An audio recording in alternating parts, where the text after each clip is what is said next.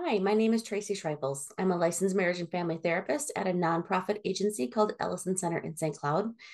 Thankful to be here with you today. We're going to be talking about kind of a tough topic. It's about how trauma impacts development and how we can come alongside of children to help them heal. I have worked with a number of children in my years as a therapist and as a preschool teacher at Head Start, working with kids who have experienced significant trauma. We're going to be talking about that today. And sometimes this can be a difficult topic. So I encourage you to take care of yourself. If you need to pause and take a break, do that and then come back to it. Our plan for our training today is to talk about the different types of trauma and the impact that that has on development and on children. We're going to be thinking about how to respond to behaviors through a trauma informed lens and discussing and sharing some specific strategies that we can use for children who have been impacted by trauma. At the end, we'll be talking about the ideas of secondary trauma or compassion fatigue and the need for our own self care. So, as we get into the beginning of the core concepts of trauma, I'm going to start us off with a video from Sarah Langworthy. She's a developmental psychologist who has created some videos for us. You're going to see her a couple of times throughout our training today, talking about trauma and resilience and how we can grow and heal through trauma, as well as how it impacts us. So, I'll get this video started. So let's say you're on an African safari. You can hear the unique sounds of the open lands, you can see giraffes off in the distance, and you can feel the warm breeze on your face. And then you turn around, and you see this. What do you do? So chances are, if you see a lion that's about to eat you, your body is going to respond in one of two ways.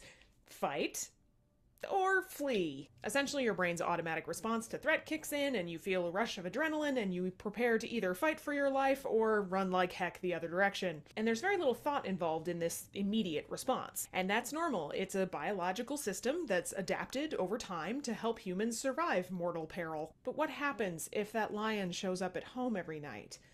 What if it's lurking around every corner of your neighborhood? What if suddenly nowhere feels safe? What happens to your body then?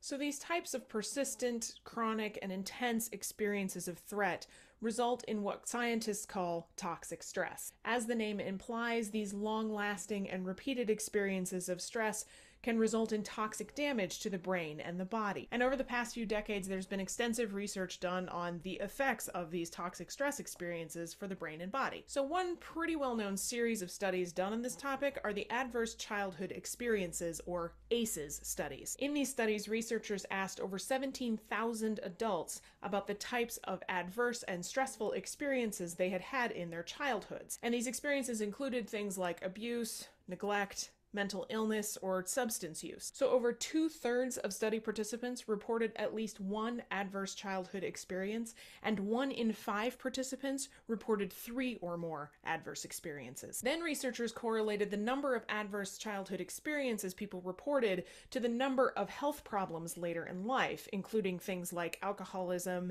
mental illness, and heart disease. And here's the kicker. The more adverse childhood experiences people reported, the more severe and numerous their health problems were later in life. Now, here is where I give the caveat that this study is correlational in nature, and thus we can't really determine if and how these particular adverse experiences cause these later health outcomes. But I will say that this is one in a long series of studies that have found various physical and mental health problems related to early experiences of chronic stress. So some research with rats has found that sustained exposure to highly stressful situations can result in memory and learning impairments, as well as suppressed immune system functioning. And genetic research has found that exposure to chronic stress can actually change the way that your genes are expressed across your lifetime. And some research suggests that if pregnant women experience extreme stress during their pregnancy, that it can actually alter how their baby's stress regulation system develops. So the evidence is pretty clear that exposure to chronic and toxic stress early in life and really across the lifespan can be very detrimental to health and well-being. But it's important to note that not all children or people exposed to toxic stress will necessarily have health issues. So how do we decrease the stress that's experienced by children? So obviously it's impossible to remove all experiences of stress from children's lives. And as I've discussed previously, it's actually beneficial for us to experience some stress. But I have a lot of ideas about how we as a society can reduce experiences of toxic stress for children, and I'm sure I'll get into them in future videos, but I'll start with something that's probably the most straightforward: relationships. It all starts and ends with relationships. Research has found that when children can rely on caring and responsive adults around them, that it lessens their biological response to stress. Children are able to cope with stress more effectively when caring adults are present who can help teach them how to cope with those experiences. If young people can have one, just one caring adult who they can trust and rely on, then their experiences of stress can go from being toxic to being tolerable. Now, how we support parents and teachers and professionals to build those relationships with kids, yeah, that's a topic for a whole series of videos, so stay tuned for that. All right. So as you can see, trauma can have a significant impact on all of us.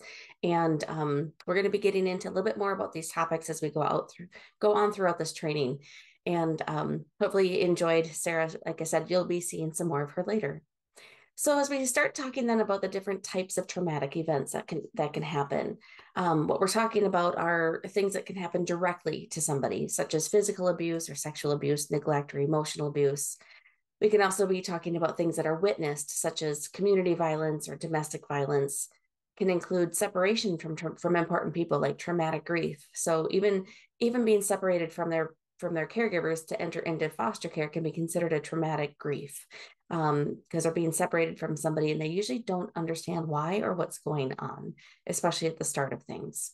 We're going to talk a little bit more about historical trauma, which is trauma that has happened to generations of people, and acute trauma, which could be like a dog bite or a car accident, something like a medical trauma or needing to have surgery, but it's kind of a single incident type of trauma. And then there can be community traumas, such as natural disasters like hurricanes or catastrophic tornadoes or earthquakes and things like that. It can also be things like terrorism or war or community violence that might be happening as well, or living in an area that's not very safe. The impact of poverty can also be experienced as a trauma for many, as well as racial discrimination, racism, other things like that, where people are not being treated fairly. And there can also be generational trauma. And this is trauma that gets passed on within families. So then what is a trauma? We've talked about what they could be or what types of events they might be, but in order for it to fit the definition of a trauma, we're typically saying that these are events that are perceived as threatening the life or physical integrity of the child or someone important to the child. And it really means that the experience of the trauma is identified by the person who has experienced the event. So two people can go through the same event and have different outcomes or different experiences from it. It's quite individualized. It's also important to keep in mind that what we perceive as a threat changes as we grow older. As we have different experiences, different things might be interpreted as being dangerous. So that's why we're going to talk about this developmental impact as well. So when that event happens that is perceived as threatening the life of the child or someone important to the child, meaning it could be a caregiver, it could be a sibling, it causes an overwhelming sense of terror, helplessness, or horror, and will have some really intense physical effects, such as a pounding heart, rapid breathing, trembling, or shaking types of experiences. And it will completely overwhelm our coping strategies. It will be more than we can handle, more than we can tolerate. And because of how individualized and unique this can be for everybody, not all events will necessarily create the same impact as a trauma or even create post-traumatic stress disorder, which is considered a mental health diagnosis due to a trauma experience. So we're going to get into a little bit more about trauma here. And trauma can happen as a single event. It can be a one-time thing. It could be, going through a car accident and having to have surgery afterwards. But it also can be a recurring event. It can be something that happens many times, repeated over many, many years. And it also can happen as a complex trauma, which means it's happening within the relationship of somebody who is really important to them, such as their parent or their childcare provider or somebody who is responsible for keeping them safe. So this complex trauma oftentimes creates what we call an impossible dilemma. It puts them in the situation of not knowing, like, this person who is supposed to take care of me and love me and keep me safe is the same person I am scared of because they have been scary or they have hurt me in the past. So you can see how that would create this really difficult dilemma for the child to figure out, are you safe? Are you unsafe for me? What's going on here? Complex trauma is often something that happens early in life. So it's often something that starts in childhood. And it has a significant impact on the development and the formation of a sense of self, the who am I and what do I expect from relationships. As I mentioned previously, historical trauma.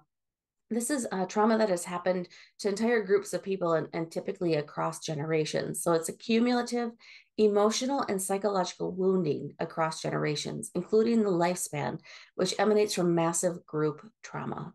So examples of this have been things with our American Indian or Alaskan Native communities where they have been put in boarding schools or where their land has been taken from them and they have been expected to move a lot and oftentimes their language has been lost and things like that.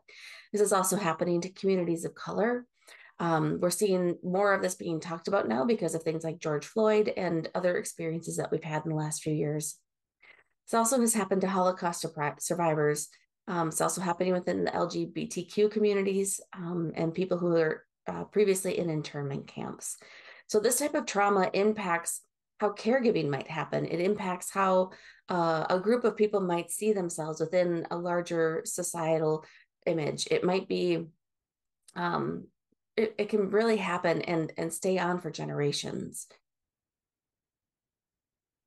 And so generational trauma then can be a type of historical trauma, although this generational trauma that we're talking about here is really much more like how family patterns are passed on in generations, similar to how family recipes might be passed on, or how you celebrate holidays or birthdays, or those types of things, where we pass on these rituals or ways of being. This can also be passed on in regards to the type of parenting practices that might be passed on, or things like poverty and other types of situations like that. So the example that's on here is a little bit of a combination of a historical trauma as well as a generational trauma. So this was the story of a great grandmother who was placed in a concentration camp in Germany. She may have learned to cope by cutting off her emotions or not letting herself feel how scary and overwhelming the situation was. And in that moment, that actually would have been a coping tool that led to her survival, or may have helped her get actually through a situation without being totally overwhelmed by it. But then that became a passing on. So, because of this, she may have interacted with her own children in an emotionally distant fashion and may not have processed emotions or talked about emotions with her own kids. So, this pattern of cutting off emotions can get passed down. Another story that I like to use to help us understand how generational trauma gets passed on is actually from one that's not traumatic. But I was talking with somebody whose grandmother used to cut the roast before she put it in her pan. And so this granddaughter was cutting the roast and putting it in the pan. And one day she asked her mom, like, why do we cut the roast before we put it in the pan? And she's like, I don't know. It's how your grandma did it.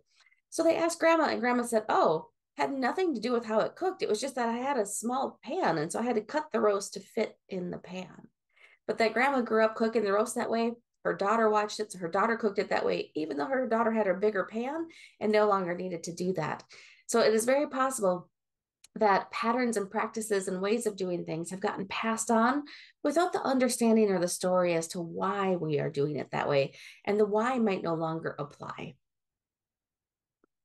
So when we shift and look through a generational lens, as we're going to talk about later on in this training, one of the ways that we really help understand the impact that trauma has had is that we kind of reframe it instead of saying, what is wrong with this person or what is wrong with you, and only seeing the problematic behavior. We have switched that to say, what has happened to you? Because oftentimes behavior makes sense when we understand what somebody has experienced in the past. So we're looking at that behavior within the context of a person's life experiences. This generational lens then asks, what happened in your family?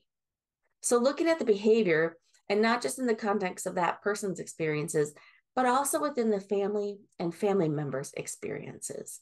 So this is also saying, what has happened to your mom or your dad or your grandparents? So it's really shifting from like, what is wrong with you to like, what's happened to you? Like, what's happened in your family? What has the story been that has been passed down in your family? As you can imagine, then, from this conversation we're having so far, that trauma is passed on. And so they are starting to do a lot of research on how trauma is passed on in regards to our genetic code, and that it can be passed on through generations, not only in behaviors and patterns, but also in our DNA experiences. And this video is going to explain more about that experience. The sweet smell of fruit doesn't normally send rats running, but when researchers paired the orange cherry almondy scent of the chemical acetophenone with a painful electric shock, lab rats quickly learned to fear it. Along the way, extra neurons sprouted in their noses and in the smell processing center of their brains, making them super sensitive to the scent. This result isn't shocking. What is surprising is that the rats' pups and their pups' pups were also startled by the smell of acetophenone and had the same extra neurons as their fathers, despite never having been introduced to either their dads or the fruity scent before. But how could the pups have inherited something that their fathers learned?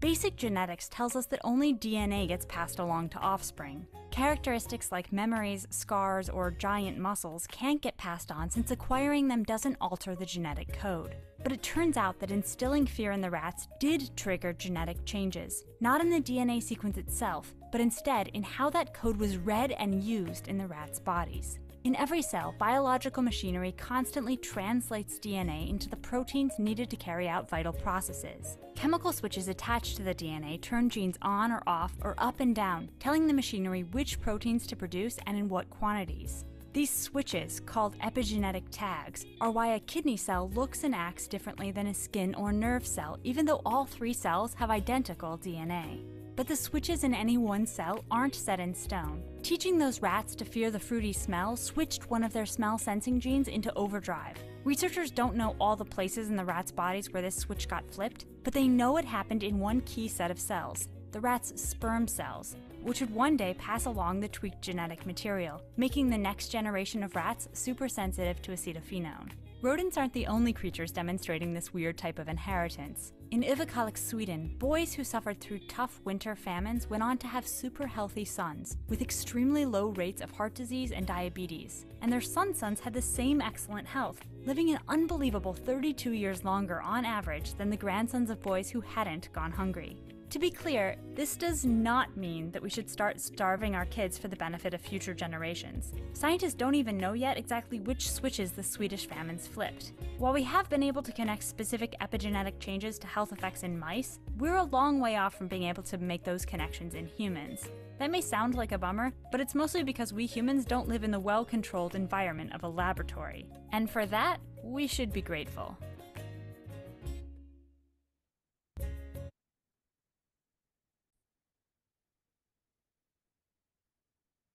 I am curious and a little excited for us to understand further down the road that genetic impact that they're starting to explore and talk about.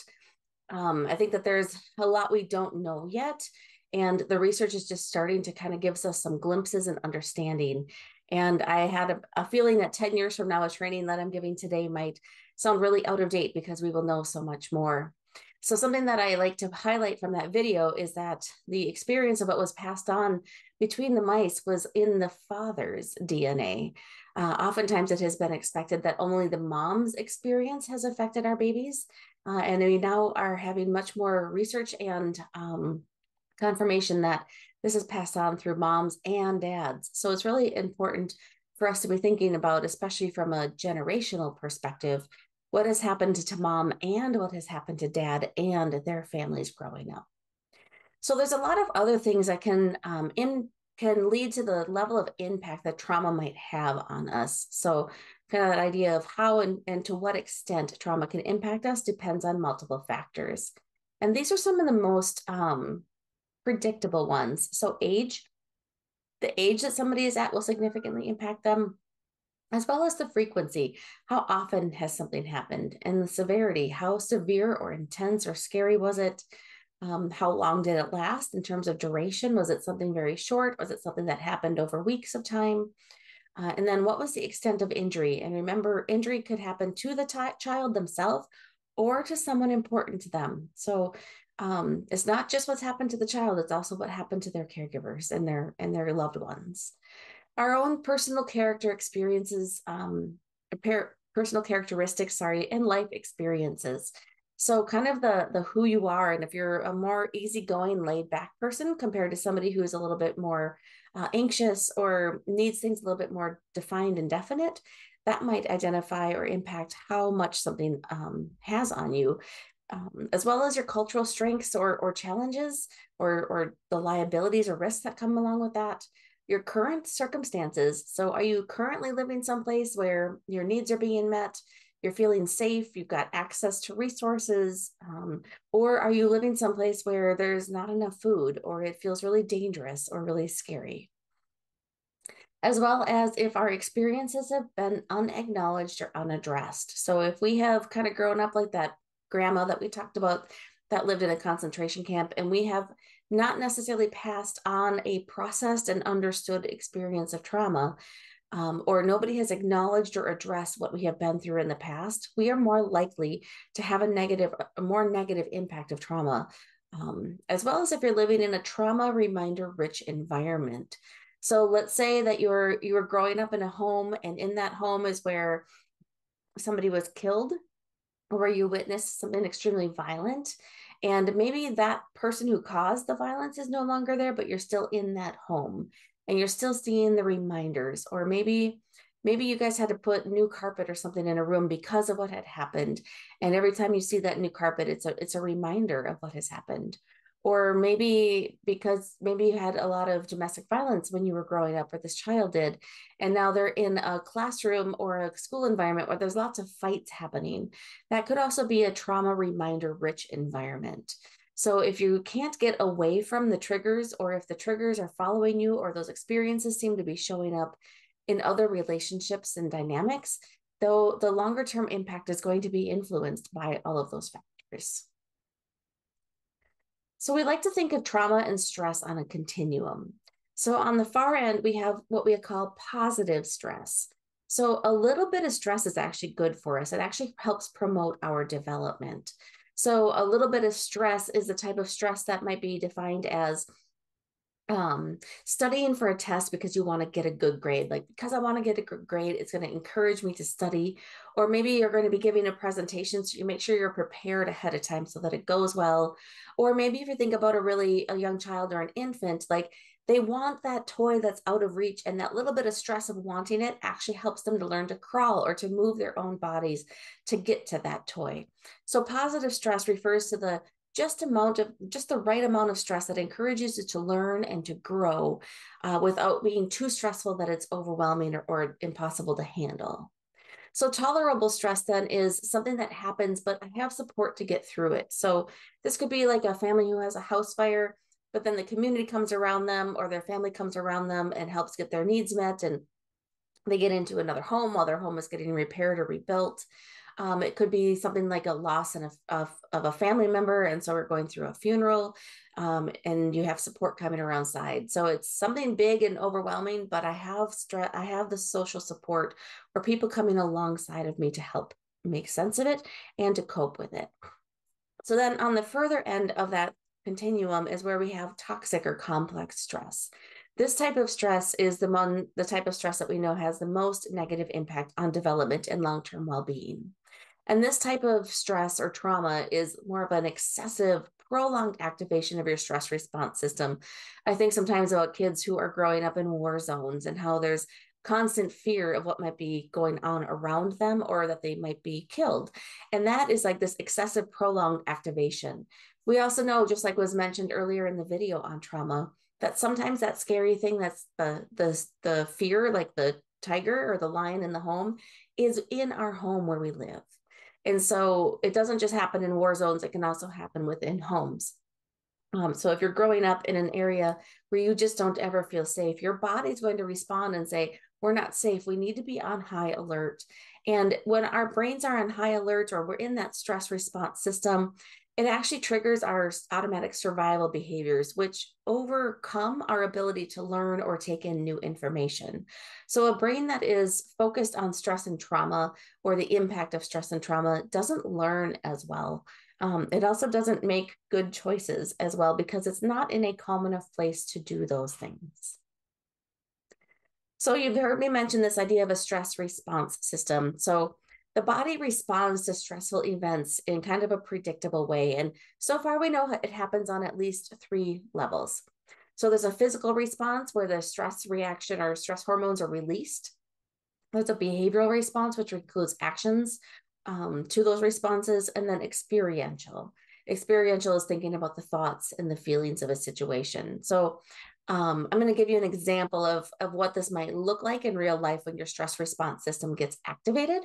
So let's say you're driving in a snowstorm. You got up for work that morning. You didn't realize it was supposed to be snowing. There was some ice on the road underneath that snow, and you got to get to work. So you get your 2-year-old and you put them in the car and you're like, okay, let's go. And you get driving down the road. And as you're coming up to an intersection, there's a car in front of you and the light has turned red. And that car has started to fishtail and starting to slip and slide on the road. And you're not sure if they're going to stop. This also means that the road underneath you might be slippery and now you need to stop. And so most of us would perceive this as a stressful or dangerous event or situation. And so that physical response, those hormones are going to get released, the cortisol, the adrenaline, and that adrenaline and cortisol are there to be like, okay, I am really alert of what's going on around me. I can see where other cars are. I am better at judging the distance between me and the next car in front of me. It also creates that racing heart, or you might even hold your breath in that moment because there's just so much going on so quickly. And then you might have a behavioral response. You might say something, you might do something, you might hit the brakes, you might start steering a different direction. You might put your hand out to catch what's on the seat next to you. All of those types of behavioral reactions. And then there's the experiential ones.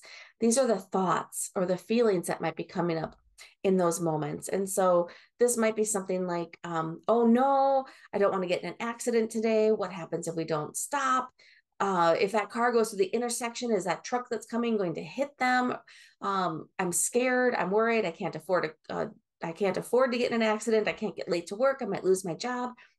Again, all of those things are just like whoosh. They just happen so quickly. Now, as you can imagine, that situation, if we had gone up to it and gone like, there's a car there and there's a light turning red and it's slippery. I wonder if this is a problem. By that point in time, you probably already would have crashed. And so our body is wired to do this on an immediate, like it just knows to do it. It's just right inside of us. We don't have to think about it. It's instinctual. And so immediately your body responds. Let's say what happens is you fishtail too, but you stop. Most of us take that really deep breath and kind of try to shake it off. And part of what's happening there is your autonomic nervous system is like, oh, there's a problem. And your parasympathetic nervous system is the one that goes, oh, we are okay. And so we're trying to calm ourselves down afterwards, right? And so something to keep in mind that the 2-year-old in the back seat just went through this with you. And they might be like, wow, mom, make that happen again. That was fun, referring to the fishtail, right? They might have heard you say, oh my gosh, we're going to die. And now they're like scared and freaked out. So how we handle it and how we react might impact how our child sees the situation. But our 2-year-old might not know the danger of driving on ice or not being able to stop for a light. And so for them, they might have a completely different experience in that same moment than you did. And that's why we talked about earlier that trauma and the event are identified or defined as traumatic or stressful by the person who has experienced it, because your experience might create a different outcome than somebody else's has. So this stress response system kind of triggers 4 different reactions. It can be a fight reaction where you're kind of like, oh, I'm ready, we got this. It might be like you're really literally like got your fists tight and you're ready to do something. Flight, which is much more of like a run away or get away from here type of response, trying to escape from a situation. Freeze, where it's a little bit more like deer in the headlights and you might not do anything except for kind of get stuck or frozen for a little bit. And then fawn, which is kind of like submitting or giving into, or like, okay, whatever, I just don't want to make you mad type of a response. So all 4 of those, and there's probably more than those, but those are the 4 main ones that we talk about. But we are all kind of wired to have a response. And some of that wiring comes from our early experience in life, where we actually may have learned the best response for the situations that we may have been in when we were younger. And those become our kind of our go-to tools to use. So some other biological responses that happen with a threat or a stressor, we kind of think about this idea of like a window of tolerance. And in that window of tolerance, we can kind of cope with stressful things. When things go outside of that window of tolerance, we go to the top, we call it hyperarousal, and to the bottom or underneath that window of tolerance, we call it hypoarousal. So hyperarousal is where we see more of the fight or the flight type of responses, that energy is way up here and it's like, oh my gosh, we got to get out of here, we got to fight this thing. And so there's a hypervigilance, there's kind of, it's a really reactive response. The heart might be going really fast to the point where it's almost in tachycardia, so really revved up system. The other side of that is down on the bottom, or that hypoarousal. This is much more that dissociative kind of shut down type of state instead. It is actually just as distressing as being up above it, but it looks very different. So this is more like freezing, like just kind of getting stuck, or like that deer in the headlights I mentioned. This also could be, we see people that will actually go so low that it's like they faint, or they have fainted as a result of this. There's also kind of this like daydreaming or checked out type of expression that you might see. Sometimes it's an increased like feeling of numbing or compliance, or okay, whatever you say, just to get me out of this. And then there's kind of this derealization or depersonalization. You might hear somebody say that it was like they were out of their body watching it happen. And that's like they were so shut down that it was like they had kind of stepped away from reality, or stepped away from this present situation, to almost see it happening to them rather than actually acknowledging that it was happening to them. So the response that's most adaptive for us is the one that becomes our most reactive one. So if you, as a younger child, that flight response really got like run away and hide type of response got used a lot in a situation, then as an older adult or an older child, you're going to use that response first because it's the most familiar to you. It's the most practiced. It's the most readily available to you. And all of us probably might have an awareness what our own responses might be. And we might know why, we might not know why, but just knowing what they are can be helpful for us. So Dr. Becky Bailey is going to explain kind of about this stress response system, and when it kind of goes offline, or when it's out of what feels like maybe in our control. And she's going to talk about it as kind of flipping our lid. And then afterwards, I'm going to give you a variety, or a different way of thinking about it, about how I teach this model to kids so that they can understand what's going on in their brain as well. So here's how to make a model of a brain using your hand. So everyone put your hand up like this. This right here, the palm of your hand, is going to represent the brain stem, or in conscious discipline, the survival state. Then inside here, curl your thumb over just like this. This represents the limbic system. It's way deep inside of our brain. This is the limbic system, or what we call the emotional state. Then if you fold over the top of your fingers, this is the cortex, all of the cortex. This is the thinking part of the brain. What we're concerned about in conscious discipline is right up here, and these two knuckles right there, and this right across these knuckles right here. This is the prefrontal cortex of the frontal lobe of the brain. So you have the frontal lobe, the occipital lobe, you have different lobes. We talk about in conscious discipline the frontal lobe, and we specifically talk about this prefrontal lobe. So if you take your other hand and just go, you'll see it. If you look at these middle two knuckles, just right here, this is the center part of the prefrontal lobe. So if you lift your hand up slightly, you can see that this part of your fingers touches the limbic system, which also touches the brain stem. And remember, this is the regulatory part of the brain. It's able to regulate the limbic system and then help the limbic system regulate the brain stem. As they say in real estate, location, location, location. You can see how this is in perfect location to do that regulatory job. So one of the things you can do is help children understand the brain by saying, this is the brain stem, the survival state, the fight or flight, the hit, punch, scream, hide, run away. This is the limbic system, or the emotional state, which is calling names, excluding others, we don't like him, racism, all that, and neediness and clinginess. And this over here is what regulates it. So you can do this with your students, you can do this with your faculty, because when you get your buttons pushed or your brain becomes triggered, you flip your lid and out comes the nastiness that's on your CD-ROM.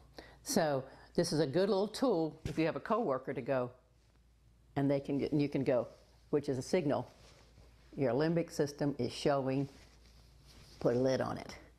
So this down here would be the spinal cord in the back of our back. Out of the spinal cord comes little nerves, and those are part of the autonomic nervous system, or those are the ones that regulate our clacker. So this is the clacker, brainstem and clacker, limbic system emotional state, executive state, prefrontal lobes. Have fun with your brain hand and regulating your brain.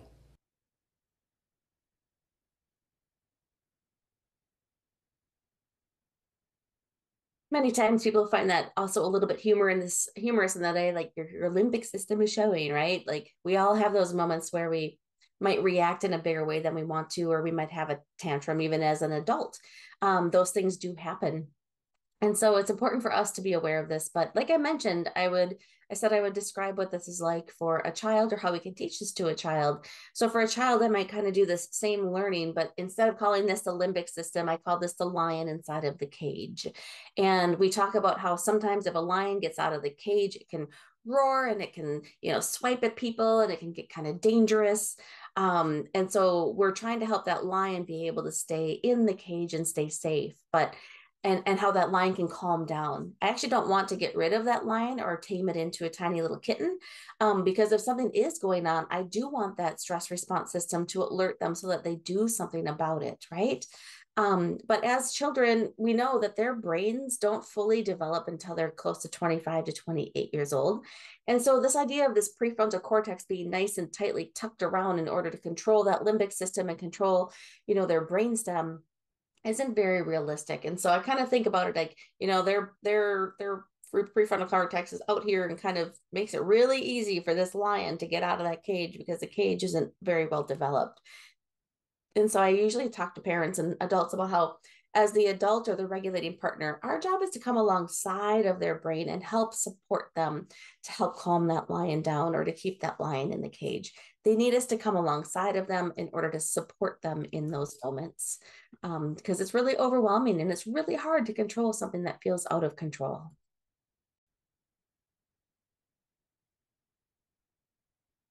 All right, so we've talked about what trauma is. We've talked about kind of how it might show up and what different types of experiences there are, how our bodies are responding to these situations. So I just want to call your attention to one of the handouts that should have been shared with this training, and it says, "What is trauma?" at the top. And this is a handout that I created with a colleague of mine, and just kind of summarizes a little bit about what is trauma as well as what is resilience, which we'll be talking about later on in the training. All right, so we're going to talk a little bit then about how is trauma stored in our bodies and in our minds? How is it similar to other types of memories that we might have, and how might it be different? So we know that the body is actually the house for the trauma. There is a book by Bessel van de Kolk called "The Body Keeps the Score." And it really talks about this idea that our bodies remember what have happened to them. In fact, they are storing those experiences as a way of trying to keep us safe in the future. So traumatic memories are stored differently in the brain and in the body than non-traumatic memories. They are encoded in very vivid images or sensations or sensory experiences.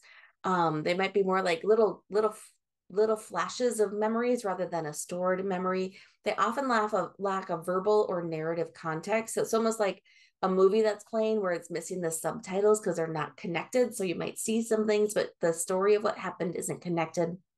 There's often sensory stimuli involved with them, those sights or sounds or smells that you might remember, that would remind you of that event. These memories are much more unprocessed or more primitive. They're stored down deeper in our brainstem area or in our sensory information more than in our prefrontal cortex, like we were just talking about. And sometimes when the reminders are coming out of our body, or when our body remembers a trauma because of a physical experience that it is having, it might actually appear to look like a temper tantrum or having a big reaction, but in reality, it's more like our body is having a panic attack. And so thinking about somebody, instead of like, oh, they're having a tantrum and they're just trying to control this situation, instead going, wow, if this is a trauma trigger, it's like they're having a panic attack. And if they're having a panic attack, how can I help them? Right? I might respond really differently to somebody who's having a panic attack than I might for somebody who's having a tantrum or being difficult. So I have a picture of a tree on here getting struck by lightning because I'm going to tell you a story about my son. He is now a young adult, but when he was about 10 months old, he was at a home child care, and he was in a living room area, and there was a storm going on, and a tree outside of the window of that living room got struck by lightning. And it caused a huge flash and a huge crash and a lot of experiences. And if we go back to our definition of trauma, like, was that an event that could have been perceived as threatening the life of him? Most definitely, right? And it could have overwhelmed his coping strategies and resulted in a huge physiological reaction. Most definitely, especially when you're 10 months old. Now, the tree didn't start on fire. It didn't fall on the house. Like, the house was just fine. Like, for the most part, nothing really happened except for the fact that that tree got hit by lightning and he saw it happen. And what happened is our childcare provider picked him up and comforted him, and she told me about it when I picked him up, and I was like, oh my gosh, I'm glad everybody's okay. And of course, that was before I know what I know now, right? Oftentimes, what we knew then is what we wish we would have known um, at the time. But he ended up getting to be a little bit older and was, 3 or 4 years old, and was very afraid of storms and very afraid of the summertime, even because he knew that summertime brought storms. And so as he got older, we would read books about storms and we would talk about storms and we would look at the Weather Channel before bed as a way to give him a feeling of control over the situation. And we talked to him about how he was safe in the house. And it really didn't matter that we did all of those things. For the most part, he was still very freaked out by storms, and he would wake up in the middle of the night if there was a storm and have to sleep near us. And he would come in and he'd be just shaking like a leaf. He was so scared. Like, this was not just, I'm a little afraid. This was like, I'm petrified. And so we kept getting through these seasons and working through it. And we got to, he was about 5 or 6 years old. And one night we had checked the radar and we checked the Weather Channel. It was like 0% chance of storms. And so as mom, I'm like, woohoo, we're going to have a full night of sleep. And around midnight, he came in and woke me up and said, Mom, it's going to storm. And it's like, no, remember, 0% chance. We're good. And so I went and tucked him in and I went back to lay down. And within a half hour, it was storming out. And part of me was like, what just happened? Right? Like, my son just came in here and told me it was in a storm, and now it's storming. And it wasn't a half hour ago. And so that's part of what actually led me down this road of discovery, to understand how trauma impacts us, but also how it gets stored within us. And so I was going back to school to be a licensed marriage and family therapist at this time. And I started to learn more and understand more, and started to help him understand what happened to him when he was little. So I started talking to him about when you were 10 months old, you were at daycare, and this is what happened. And your body got so scared and so overwhelmed, and started to help him understand. And as he got older, he got better at coping with and understanding. And he could still tell me, my body still feels really scared, but I know I'm safe, right? But it took him a lot of practice in order to be able to overcome that situation. So something that made me really curious is about why he was able to wake up and know that it was going to storm. And that is actually because your body is storing all of the potential reminders of what might have happened, so that if you ever notice those again, it tells your body to get out of here and get safe. So his body may have stored the barometric pressure. It may have stored the level of humidity. It may have stored the sound of the wind. It may have stored, all of that feeling of electricity in the air. So it stored every little piece of information it could, so that it was like, if you ever feel this again, it's like spidey senses telling you, get out of here. It's not safe. And so hopefully that is a narrative that helps you understand how this can get stored in the body and what it might look like over time as your body is trying to process it. Something else that I like to highlight with this story is that that incident happened in a loving situation with support that came around him. So it wasn't caused by the person who was taking care of him. It wasn't caused It didn't have any huge traumatic event in order, like he wasn't hospitalized, the house didn't burn down, like it was a single incident. And so if his body could remember that much from that situation, how much more are some kids' bodies storing that have had that recurring, ongoing type of stressful situation or chronic trauma that has been happening. So these little bodies might have a lot of information in them, and they might have a lot of triggers that they don't understand. If my childcare provider hadn't told me about that situation and I hadn't held that in my mind and had it come back as a memory, I don't know if we ever would have been able to fully help him understand why his body responded in the way that it did. And oftentimes, children that you have in foster care, you won't know what has happened to them, and they might not be able to tell you what has happened to them because they might be too young or they might be too overwhelmed to share it. So understanding what this looks like and how it shows up is part of the way that we can be a support for the children in our care.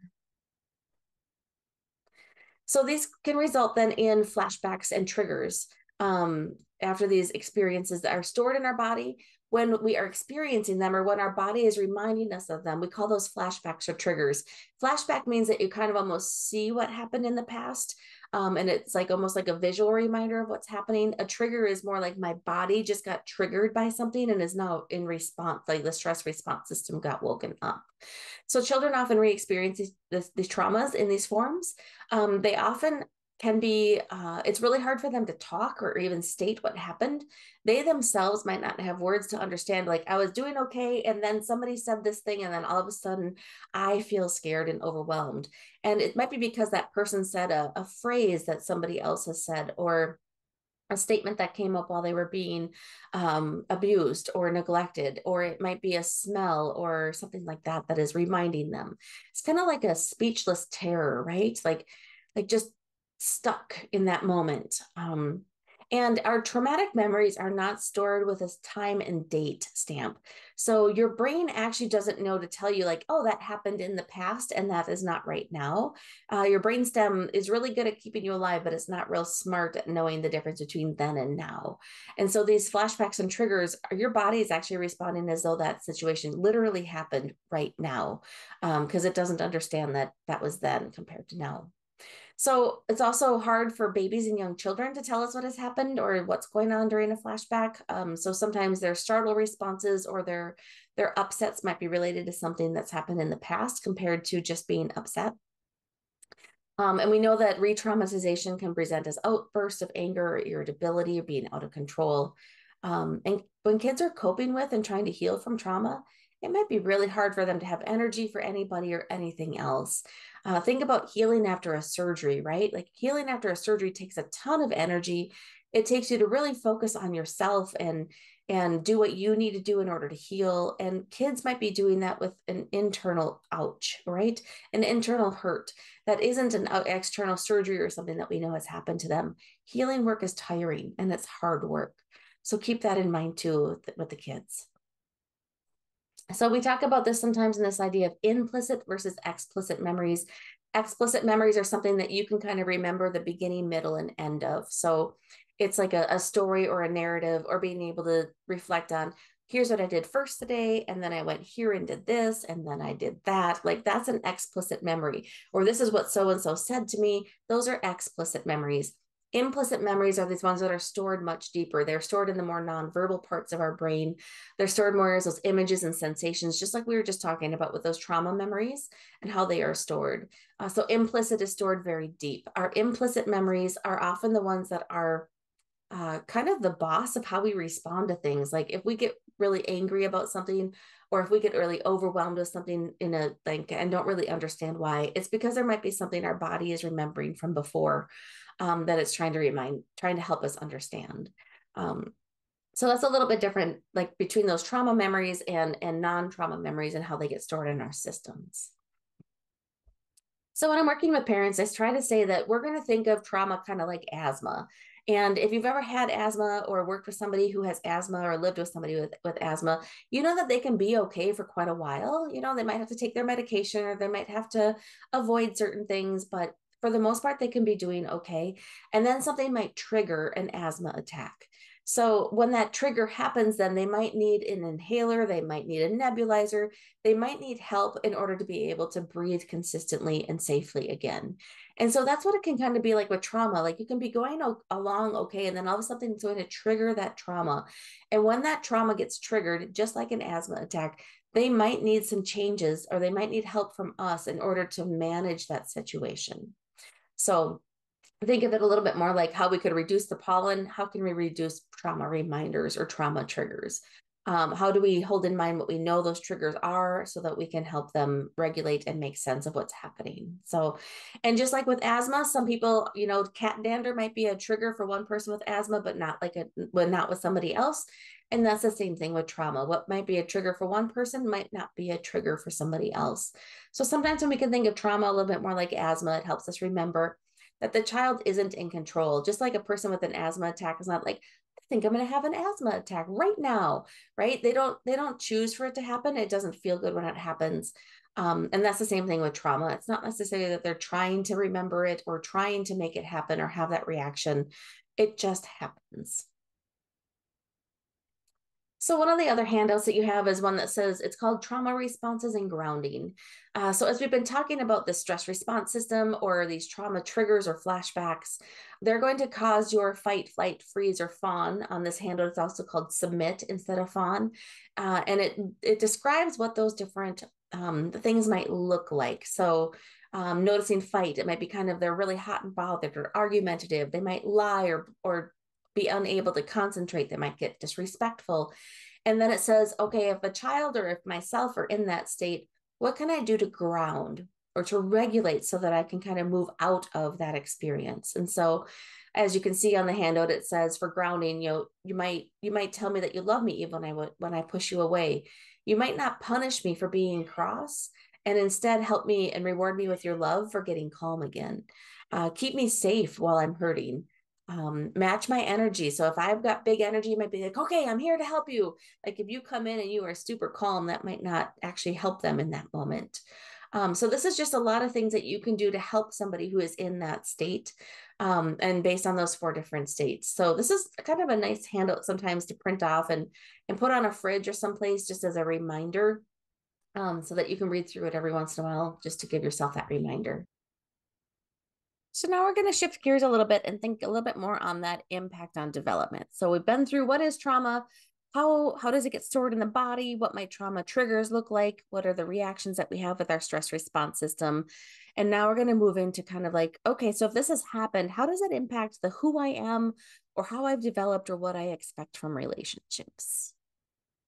So kind of an overview slide that we're going to get into each of these a little bit more in depth, but this idea that stress and trauma actually impacts our neurobiology. So our brain, our nervous system, our regulation abilities, as well as our brain and body development. It's important to remember that our brains are connected to our body. So this also includes our immune system. It includes our cardiovascular systems. It includes our muscular system, our digestive system. So stress and trauma impacts the entire brain and body and all of the systems that exist within it. Our bodies can learn to stay activated in order to accommodate perceived fear and danger. So being activated means kind of like, I'm on alert, I'm ready. I sort of say like, think about maybe walking someplace that feels unsafe late at night and you're kind of like, you can hear things really well. You're like ready for something to happen, or watching a scary movie and you can tell the music changes and that something might happen. That's that feeling of activation. And so if you have experienced ongoing chronic stress and trauma, you might just be kind of constantly on alert, even if you are someplace safe now. We talk about this a lot with veterans who have served and how in the war zone that actually kept them alive, but at home that might make it really hard to relax and enjoy and be present with their family. So that activation can get stuck on sometimes. We actually don't need to know what the exact stress or trauma was in order to be helpful. We just need to know what it looks like in order to be able to help.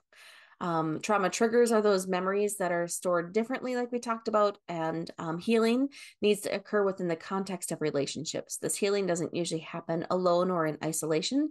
It happens in reparative experiences with others. So unlike what most people think, the younger the child is, they're actually more vulnerable to the effects of trauma. We used to think that babies don't remember, or young kids, like it's not going to be something they remembered or learned. What we actually know now is that 85% of brain development happens by the age of 5. There is a ton of learning happening. Their brain is developing so rapidly that it's actually very vulnerable to the impact of stress and trauma.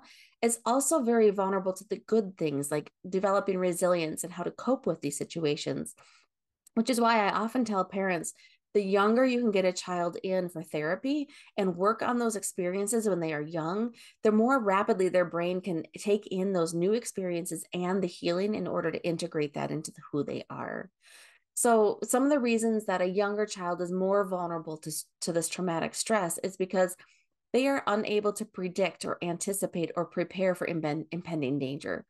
Think about when you find out that there's like a severe weather alert or a tornado warning. Like that tells you, oh, we better get downstairs. We need to get where it's safe. Like it helps you prepare for impending danger. If a tornado just happened to come out in the middle of the night with no warning, you would be much more vulnerable because you had no idea it was going to happen and it completely shocked you and startled you.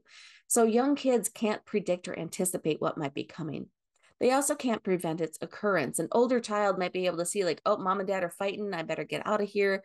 Or dad came home smelling like alcohol. I'm going to go ahead and stay away from him right now. Or I'm going to go just pretend to sleep or read in my room. They might try to do something to stay out of the path of being hurt or in danger. Younger children also have fewer coping strategies for adults, and they're also depending on those adults to protect them. They also have a very difficult time with cause and effect. Kids with trauma in general can have a really hard time understanding, like, this cause and this effect went together. They might actually put cause and effect together that don't belong together, such as thinking that I left my toy out. That caused mom and dad to get mad. That made dad leave the house, or that made dad hit mom. So it's my fault that dad hit mom because I left the toy out, right? As an adult, we can look at that and say, like, well, that toy might have gotten dad mad, but it wasn't the child's fault, right? Like the child did not cause their dad to be violent with their mom. But the child might have internalized it as being their fault. So young kids are really good at assuming that they have the power to make things happen that they don't actually have the power to do. And so it's really helpful for kids sometimes to hear from the adults around them, like, it was not your fault that this happened. That was the adults acting like adults, or, your mom might have been using chemicals called drugs, but it wasn't your fault, because they, again, might think it's their fault because they're not lovable enough or they're not good enough for their mom, and or that they said something to their mom that made them mad and then they used it. So just keep that in mind as well. Another couple of reasons about young kids is they also can't express in words whether they're feeling afraid or overwhelmed and helpless. They don't have the language or the vocabulary yet to understand that. And because of that sensory impact, or that storing of that sensory experience, those traumatic events have a very, very profound sensory impact on young children. So as an adult, maybe you get in a car accident and then maybe you got rear-ended, and the sound of a trunk getting closed reminds you of that car accident, right? As an adult, you can say, oh, that sound reminds me of this, and it makes sense of that. But when you're a child, you can't organize it in that way. That sound will happen and it will jolt you and trigger you, but you aren't even able to say what you heard or why that sound stood out to you. Young children who experience trauma are also, like we mentioned, they have those rapidly developing brains, so they're at particularly more risk. And they are depending on the adults and the parents for survival and protection, both physical and emotional.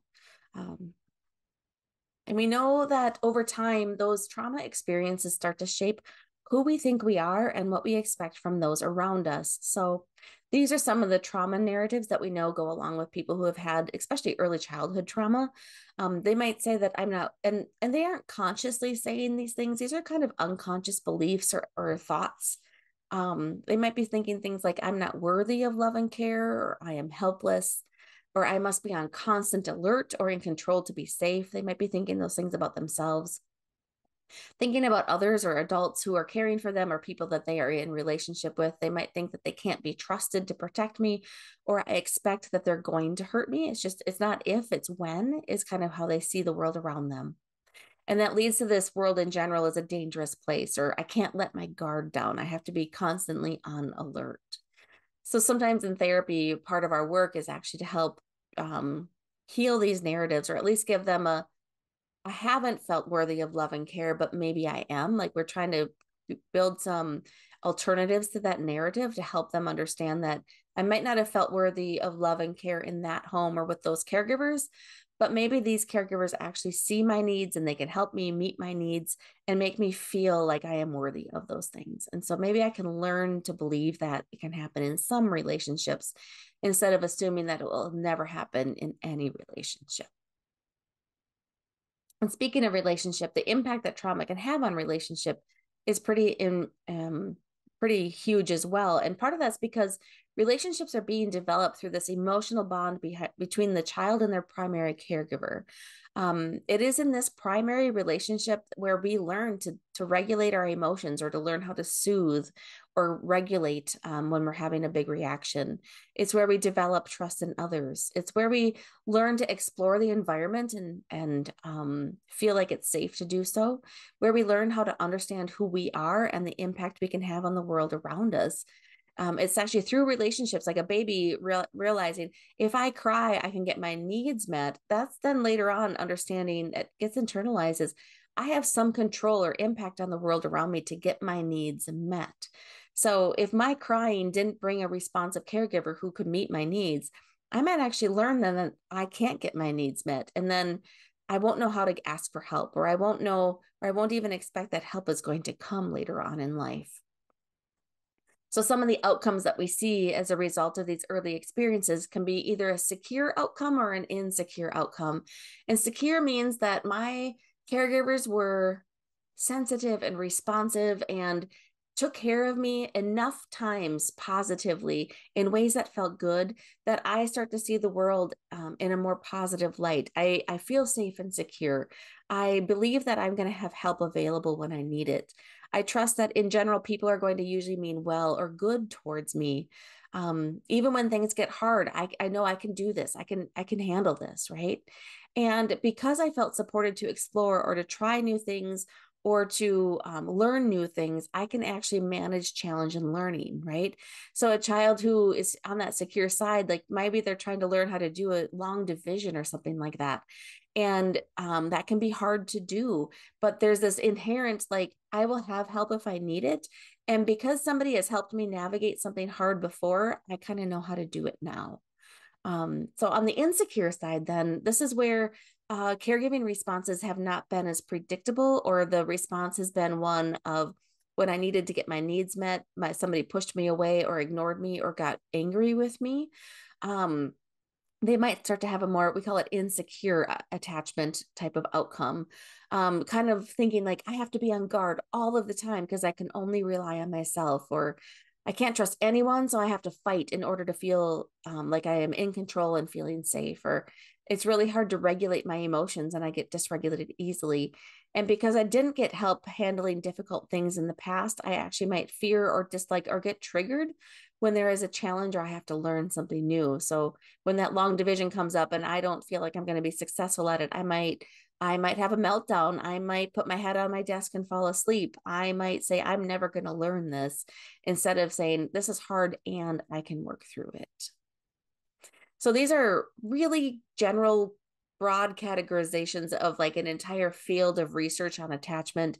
But I just wanted you to hear this because of the way that people see the world. You can sometimes hear it in the statements they might make about teachers or about family or about themselves, even, that might help you understand a little bit more about what their experiences may have been like.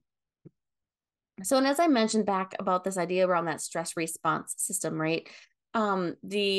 The response that we use the most or is the most effective at keeping you safe becomes the dominant response. And that is tied to how we see the world and kind of this impact that it has on development.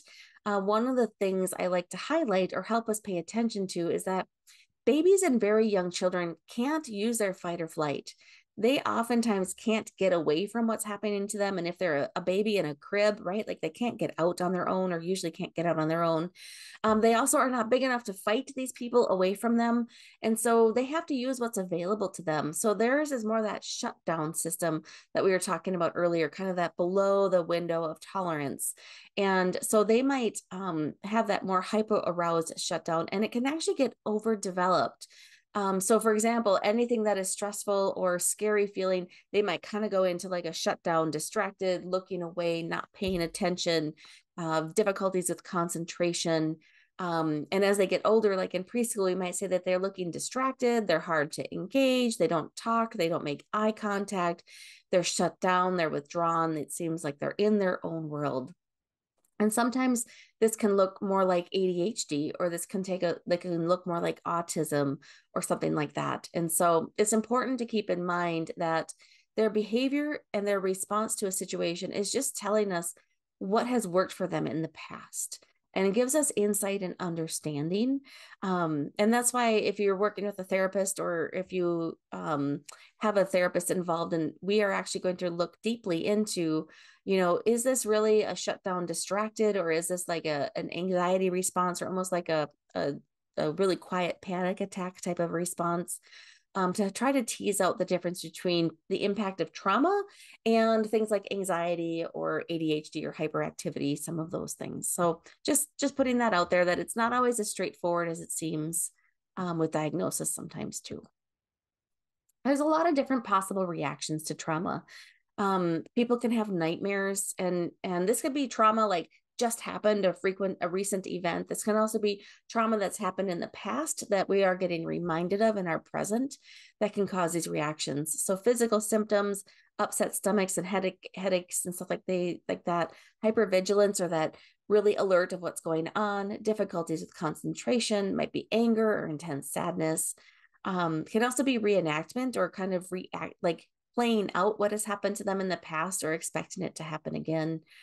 Even silence. I've seen kids where they literally, we call it selective mutism. I actually don't like that term because it makes it sound like the child is choosing not to talk. But in reality, they are so anxious, or so, their system is so on alert that they can't talk. And so they might actually not talk. And it's sometimes out of a response to trauma. So thinking then about specific age groups. A young child might show you things like having fears or anxieties and worries. And you're going to see as I talk through these age groups that any of these could happen with any child. So just seeing these things does not automatically mean that a trauma has happened. However, it can be something that indicates that maybe it has, especially if there's many of these different characteristics that I'm talking about happening, or if it seems like it's more than typical for a child their age. So very commonly, we will see changes in eating and sleeping. And it might be that they're sleeping more. It might be that they're sleeping less. It might be that they're eating more. It might be that they're not eating at all. We might see an increased difficulty in separating from caregivers. So dropping them off at childcare, or having a babysitter or a family member watch them might be much more challenging. We might see a regression in their behaviors, such as losing speech, or if they were toilet trained, starting to have toileting accidents or wetting the bed more frequently. We might see them reenacting some of the trauma out in their play. So their play might actually be showing you some of the things that they have experienced. We might see an increased difficulty in calming down from emotions, or a hard time being soothed. They might push away caregivers who are trying to help them calm down, or handle their hurts. We might see difficulties or delays in meeting milestones. So they might walk later, they might talk later, they might learn other things that other kids are later. And part of that's because, like I mentioned earlier, a brain that is focused on survival is not focused on learning things, even things that might be important for me to learn. And so there's a delay in meeting those milestones because they're working on staying alive and staying safe. You might see an increase in the frequency of tantrums, or an increase in the intensity of tantrums. It's very common for children between the ages of 2 and 5 to have multiple tantrums a day, but they typically are pretty short-lived. And the child can kind of come out of them pretty quickly. The tantrums a child with a trauma might have might be much more prolonged. It might be much more intense. It might even feel like you're trying, like they aren't even really seeing you in the moment. And that can be because they're back in that triggered state. And we know that attachment or relationships can be impacted as well. So moving to our school age children, then we might see some of the same things that we just talked about with our young children, such as that fear, anxiety, or worry. We also might see things like feelings of guilt or shame or self-blame. They might somehow think it's their fault that something happened. We see kind of an increase in some of those somatic symptoms like headaches or stomach aches. And it's important to get those ruled out with a medical doctor, including if they're having bedwetting or frequent accidents or maybe constipation or toileting issues. It's always good to get those checked out just to rule that part out. You might see an increase in nightmares or disrupted sleep. Difficulties with concentration. They might be kind of tuned out. And so when directions are being given at school, they might actually be missing those directions and not hearing what they have been told to do. Or you might be asking them to do something and they don't do it. And then you kind of get upset with them and they kind of like, what? I didn't even hear you. And that's not because they're trying to ignore you. It might be because they were in more of a dissociated or shut down area of their brain at that moment. I oftentimes show challenges with organization. So keeping track of assignments or understanding how I have to do this first and then that next, those skills can get challenged as well. Might see those angry outbursts or aggression, sometimes withdrawal. Sometimes you see them getting in trouble with peers for fighting or being disruptive. We can see those like reactions to the environment around them, like sudden movements or loud noises. You might see over or under reactions to those things. And like I mentioned earlier, sometimes it can look like ADHD, but in reality, it might not be. And it is possible for kids to have, PTSD and ADHD. But sometimes it's, we look at that trauma piece first. As we get up then with our adolescents, our older kids, these are gonna, they might have similar responses to what we just talked about with the younger kids as well, but they also have this responses that look a little bit more like those of the adults, including flashbacks or nightmares, kind of emotional numbing, maybe some trying to use substances to avoid feeling things or to shut down or to numb those systems. You might see them doing things to avoid reminders of the traumatic event. They might say, I'm never going to that town again. I don't ever want to see that house again.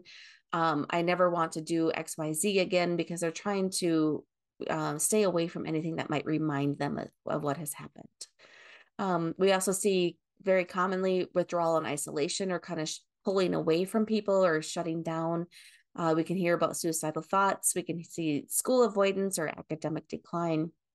So, and it's even more common to see feelings of guilt.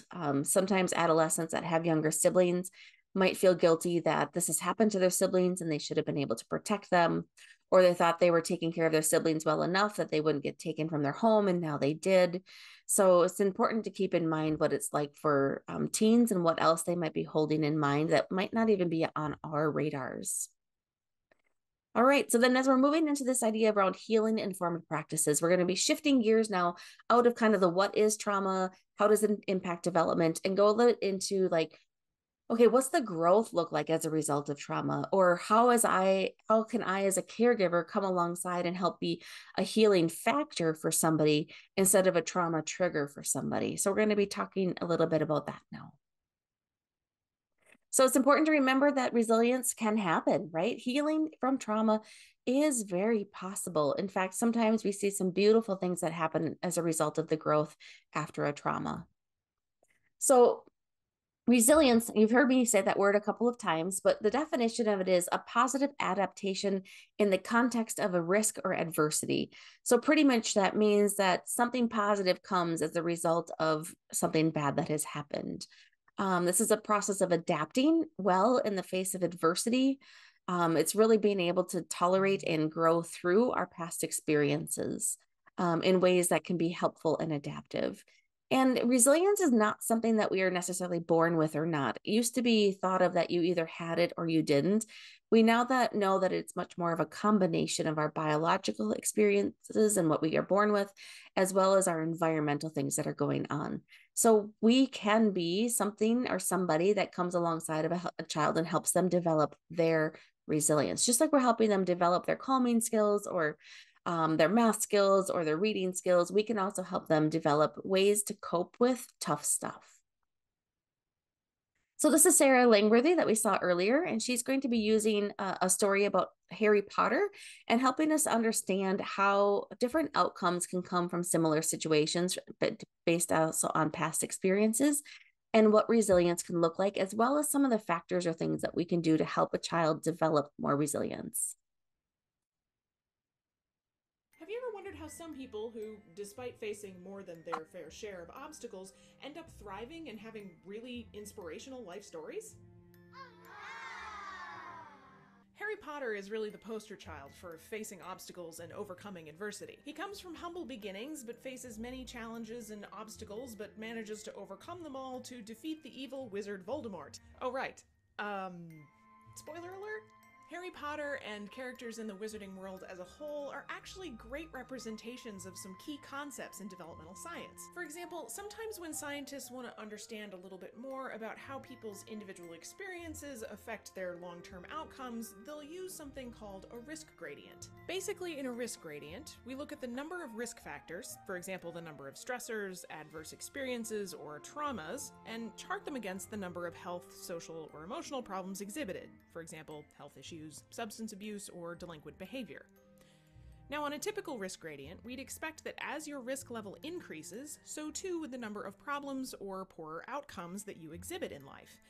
Now, let's unpack this with a few Harry Potter characters. Hermione. From what we know about Hermione, she had fairly few risk factors. She grew up with loving parents, had supportive friends, was smart, and worked hard. She also didn't express many problem behaviors, aside from the occasional rule breaking with her pals Harry and Ron, so we'd put her down here, low on both risk and poor outcomes. Voldemort. Good old Voldy is, in many ways, the complete opposite of Hermione. He grew up in an orphanage with few friends or positive relationships, was intelligent, yes, but tended to prefer to use that intelligence to hurt rather than help others. This resulted in some, well, fairly severe problems and delinquent behaviors, what with becoming the biggest, baddest dark wizard in history thing. Both Hermione and Voldemort represent what we tend to expect on a risk gradient. Higher risk equals more problems, lower risk equals fewer problems. Now let's take Draco Malfoy for an example. Draco grew up in a wealthy family, was very clever, and had experienced relatively little adversity in his life, at least until he turned into a Death Eater. Life's pretty cushy when you're Draco Malfoy and your father's in with the people running things, yet Draco expresses more problem behaviors, difficulty coping with challenges, and again, that whole becoming a Death Eater and trying to kill Dumbledore thing. So he would be what we would call off-gradient, because though he experienced relatively low levels of adversity, he exhibits a lot of problems. Lastly, we'll consider the boy who lived. We know the most about Harry, and I'm sure you could come up with a laundry list of risks he experienced, so here are just a few. Death of both parents at the hand of the biggest baddie the wizarding world has ever known, blatant mistreatment by his aunt and uncle, some struggles in school, especially early on, and overwhelming expectations placed on him to, save the world. No biggie. Yet Harry manages not only to survive with his life, but thrive in his relationships with others, use his problem-solving and intelligence to get him out of several tight binds, and overcome and defeat the Dark Lord by the time he was 17. So yeah, he's doing pretty well. Both Harry and Draco's examples are unexpected. They go against what we would predict based on life circumstances, wealth, and experiences. So what is it about people who thrive under situations of extreme adversity that makes them different? Scientists refer to this ability to be able to recover and cope in the face of adversity as resilience. Now, it's important to note that resilience is not a characteristic that some people have and other people don't. Resilience fluctuates across the lifespan and is dependent on the experiences and the context surrounding an individual. Resilience is often dependent upon people's access to what we call protective factors. That is, factors that protect or support a person's ability to recover from a stressful life experience. So here are some examples of common protective factors and some Harry Potter characters who exemplify these characteristics. Positive, consistent relationships with caregivers, relationships with other caring adults, relationships with close friends or romantic partners, intelligence, problem-solving skills, self-regulation, emotion regulation, planfulness, the motivation to succeed, belief in oneself, the faith, belief, or hope in a sense of purpose in life, effective schools, and supportive neighborhoods and communities. Now, some of these things you see pretty consistently throughout Harry's life. He's smart and motivated and driven and has caring relationships with friends and other caregivers pretty much throughout the whole story. But there are cases where Harry's access to these protective factors changes over time. For example, in the first couple of books, you see that Harry is generally supported by the wizarding community as the boy who lived and the chosen one. However, later in the series, that starts to change, and Harry is even sometimes perceived by the wizarding community as the villain. We see the role of Sirius Black's character in Harry's life as a parent-like figure and a source of support for Harry. We also see the crushing impact that losing Sirius has on Harry in all of the anger and self-doubt we see in Book 5. So much angst. Similarly, though Harry relies on his friends Ron and Hermione pretty consistently throughout the series, in Book 7 we see what a breach of friendship means for Harry's ability to cope with the stress of finding Horcruxes. The point is that throughout Harry's life, he learns how to rely on these protective factors to get him through the many threats and stresses that he faces. And sometimes when those protective factors aren't available to him, he struggles for a while until he's able to shift and take advantage of some of the other protective factors around him. Now granted, we are not all trying to save the world from the evil dark wizard like Harry, though sometimes it can kind of feel like it, but throughout our lives we go through periods where we're more or less resilient to stress. So for families and children experiencing high levels of stress and adversity, having access to the protective factors like the ones Harry has is essential to promoting health and well-being. And these are fairly ordinary things. They're not multi-million-dollar interventions or magic pills or things that only people from specific backgrounds can have. And in fact, most of them are built upon or strengthened by the relationships we have with other caring individuals. And those people exist everywhere. And they're pretty ordinary. In fact, years ago, one researcher described resilience as ordinary magic. That is, that resilience arises from and in the context of these everyday, ordinary experiences. Now, that's not to say we don't need interventions or system and policy changes to enable people to more easily access protective factors in their everyday lives. That's a major need. But we need to remember that, like with the story of Harry Potter, that the magic happens in the most ordinary thing of all: love and connection with others. What about you? What was a time that you were resilient during a really hard time in your life?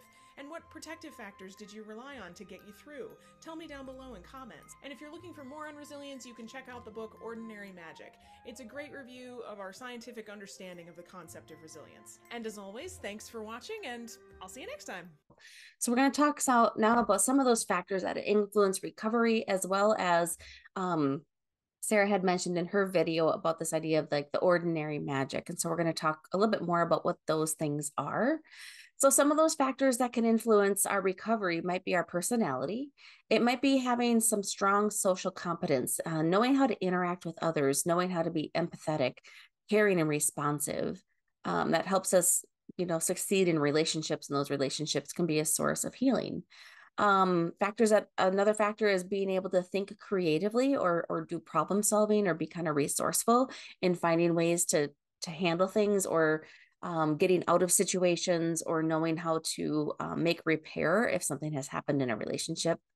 The sense of autonomy, having a strong self-esteem, being able to separate yourself from a dysfunctional environment. Like, that might have been the home that I grew up in, but it wasn't my fault that it happened that way, right? Being able to separate. Having a sense of purpose or optimism, kind of a persistence towards working towards goals, or a hopeful outlook for the future. Another thing that we talked about earlier is just the type of trauma, how often that trauma happened or how intense it was, as well as the support system. Who do you have around you to help you heal? And what kind of resources are available to you? And that can include school resources, that can include therapists, that can include cultural connections or mentors. It could be coaches. There's lots of people that can be involved in that support system. So this ordinary magic, then, this short list, we have the ability to strongly influence some of these things, and other things are kind of out of our control, or we have less influence in. But when children have these positive factors in their lives, they tended to bounce back from what adversity they faced. So these are a list of basic adaptive systems that play a very important role in resilience and are considered kind of fundamental protections that we have. So almost like a vaccine for chickenpox or something. It's like an internal protection that we have to protect us from something that could cause us harm. So this short list includes effective parents and caregivers. as well as a connection to other competent and caring adults. So this might be the role, one of the roles that you have. This might be a role that you can play in the lives of other children who aren't in your care as well. How can you be connected to them? How can you show them that I am an adult that is going to keep showing up and is believing in you? Helping teach kids problem solving skills and regulation skills, helping them know how to cope with difficult things when they come up or how to navigate tough situations, helping them develop a positive belief about their self and who they are. Those trauma narratives can give them negative self belief. And so we might need to help rewire or replace that narrative with something that's much more positive.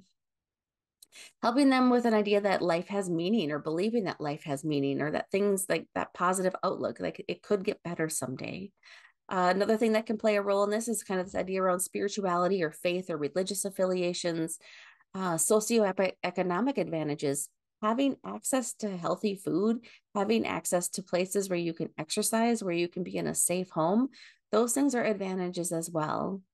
Having competent peers and friends, having that support system of peers, especially those that are making good choices or can help encourage you to make good choices.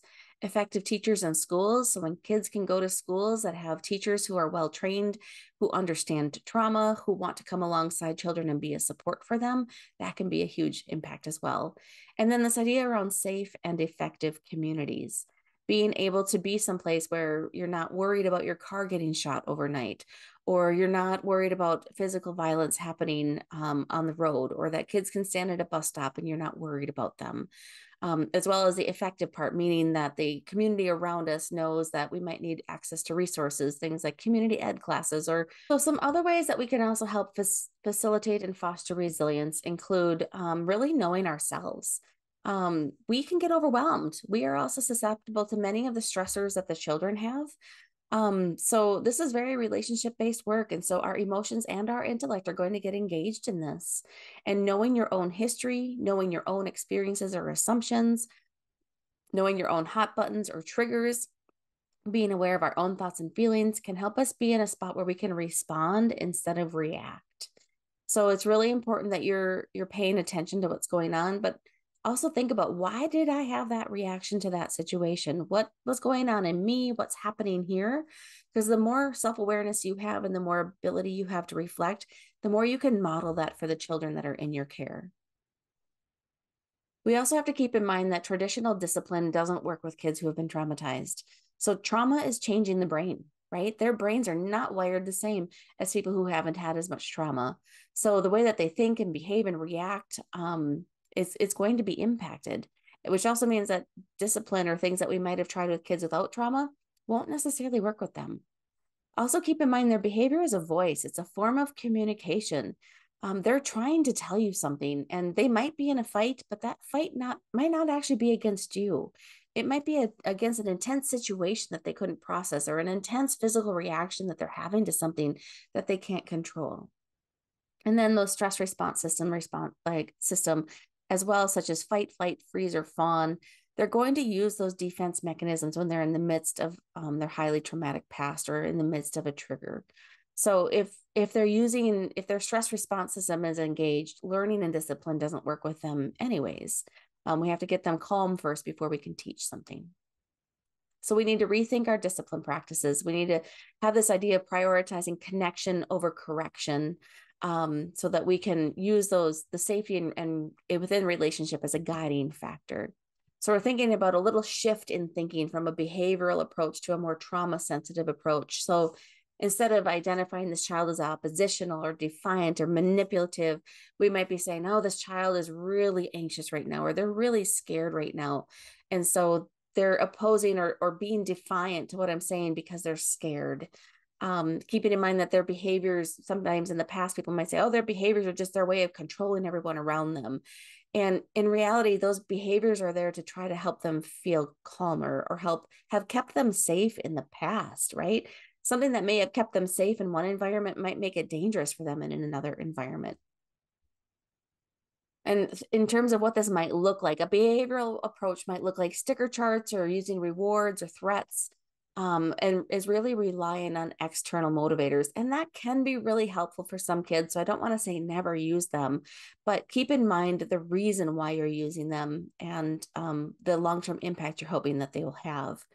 A trauma sensitive approach is really thinking about what are the underlying causes, what's happening for this child, what's been going on, what do they need, and trying to look at the child behind the behavior. So don't just see the behavior, you're seeing a child, a vulnerable child who is in need of help. And I want to point out that it's really common for us as adults to default to more behavioral approaches when we are under stress. So we have to we have to overcome our own stress in these situations in order to use that trauma sensitive approach. It requires, back to that self-awareness and reflection piece, it really requires us to know who we are and understand our own responses. So I know what I'm asking for here is not just a super easy change. It really requires you to do some of your own internal work and self-awareness too. We're also thinking about interpreting these behaviors differently. I love this image of a goldfish swimming with a shark fin on its back. And so sometimes we see kids as they're coming towards us as that shark, or lurking under the water as a shark. But in reality, they're a pretty vulnerable goldfish. But they're showing us anger or they're showing us aggression because they're scared. And it's safer to show anger than it is to show that you are vulnerable or that you are fearful of somebody. So keep in mind, they're not trying to control us. They're trying to gain what they're feeling or what's going on around them in order to feel safe. And trauma is really powerful learning. So kind of like we were talking about earlier, it's not just what you remember happening, it's also what you learned about that situation, right? If you went to a school and teachers were not real helpful or warm, it's not just that you experienced that, it's also that you learned that teachers aren't helpful. And then you carry that with you. And then you might get to college and have teachers who are super helpful. And then you're like, oh, this doesn't match the belief I've had for many years, right? So also thinking about these experiences of danger have taught them about safety. Like they're wondering, am I safe and how do I survive? They might be having experience of feelings about what happens when other people get angry. They might actually kind of provoke you or try to upset you to see what do you look like when you are mad so that they understand what to expect or know how dangerous it might be. And if you don't respond in a way that they are used to, they might have to test it multiple times to figure that out, to see that you are actually going to stay safe no matter what. They're also going to be wondering what happens when I have big, strong negative feelings. So they also might be curious about, like, if I show my anger, how are you going to respond? Or if I show my sadness, how are you going to respond? Are you going to be able to help me or not? They're also thinking about themselves. Am I lovable? Am I capable? What about the different types of adults that are out there? Can I trust them? Are they out to harm me? Are they going to leave me or abandon me? So that early experience and those traumas have left a really powerful learning lessons, and we might be trying to reteach those lessons. So if we want them to learn something else, they need to experience something else. If we want them to learn that they can trust adults that will be there for them, we need to be an adult who is there for them. And they need to have this practice and need to practice it over and over and over so they can learn to count on us. You know, thinking about each time they interact with us, what are they learning in this experience? What are they learning in this interaction about adults or about relationships? And some of the research has shown that it takes at least 400 times of a new interaction and experience before we learn to trust a new way of being. And I don't know if the number 400 is magical or how they came up with that, but what it really means to me is it takes a lot of new interactions. They aren't going to learn it real quick. It's going to take a lot of opportunities to practice it. So Bruce Perry, who wrote the book, The Boy Who Was Raised as a Dog, who is a trauma researcher. If you're curious about what I'm sharing in this training and want to learn more, I highly recommend his book. But he also says to create an effective memory, experience has to be patterned and repetitive. So calming needs to happen multiple times. Seeing that adults can be responsive to needs has to happen many times in a row. It has to be predictable. So brains grow best and new learning happens the best when we have a brain that is capable of being curious. Curiosity comes when we are feeling safe and when we are feeling calm enough.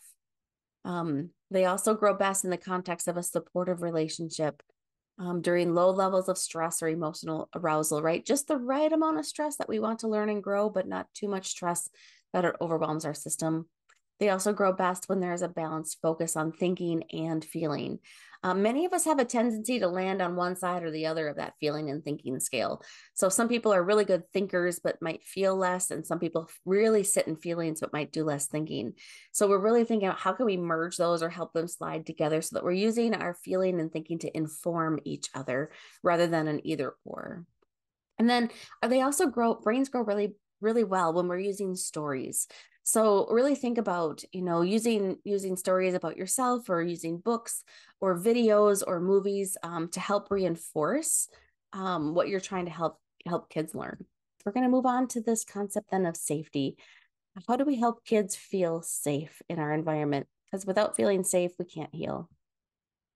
So first of all, what does it mean to you to be safe? If I was to ask you to define what does safety look like to you, what might you say?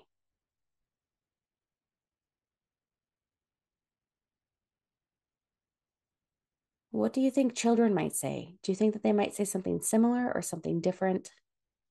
Oftentimes, when I've asked this question in training with a room of people, we'll find out that definitions of safety can vary quite a bit from one person to the next. And oftentimes, they're based on what our fears are or what our past experiences have been.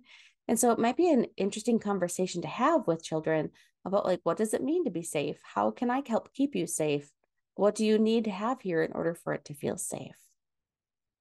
So we want to create trauma-sensitive environments that have safety as a prerequisite.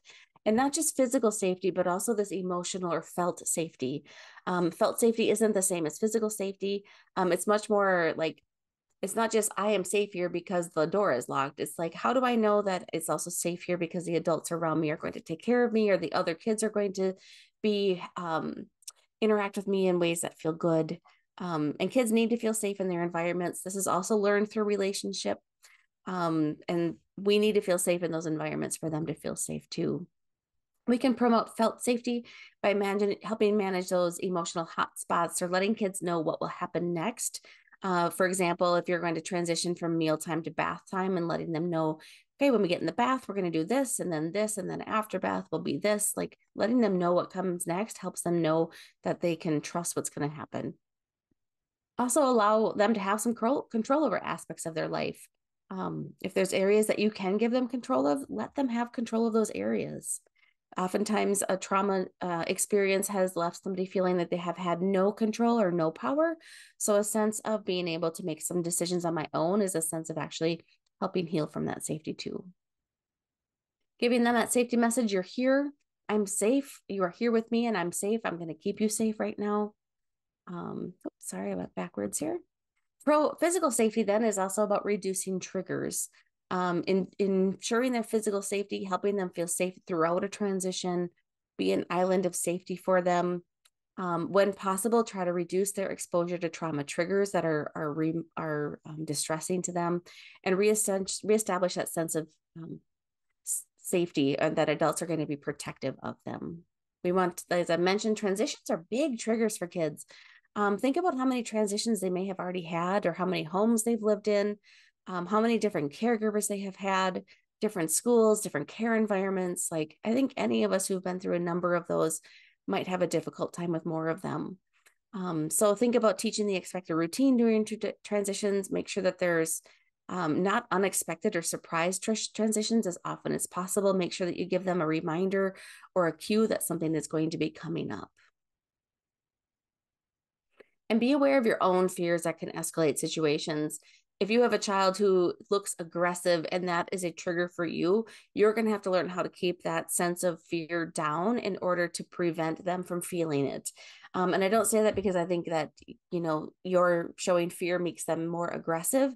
It's more that if you are also feeling stressed and scared, they are going to feel that from you, and it will escalate them and make them feel even more fearful or endangered. So being aware of your own fears and feeling unsafe that can trigger increased stress hormones in these situations. You're going to need to practice regulating yourself in these moments. Know what your own best coping strategies are, whether it's a deep breath, whether it's something that just helps you feel grounded in that moment, feeling your feet on the ground, anything like that. And then the 3 R's of safety: reassurance, routine, and regulation. So again, thinking about these throughout your daily schedule or your daily ways of being, thinking about how can I reassure this child that they are safe and that their loved ones are safe if I know that. And that is the adult's job to keep them safe. How can I help with a sense of routine to give them a sense of safety and predictability? And then regulation and helping them manage their emotions or the responses that their body is having. And think about how also to engage them in exercise. Stress and emotional energy is often stored in the body. And so sometimes we need physical release. So exercise, playful exercise like playing catch or a ball, like playing with a ball, chasing after bubbles together, those types of things can also just be playful and fun because we need a lot of joy and delight in these experiences as well. All right, so on the relationship side, what are some relationship-based techniques that we can use? Keep in mind that our relationships with children are the most powerful strategy that we have. We can be a partner to them using our curiosity and remembering that they actually don't want to feel out of control. They're asking for our help. So kids need to be enjoyed and valued more than being managed. So we want them to feel this sense of joy, this sense of delight, that we love them and care about them for who they are, not because of what they have done or haven't done.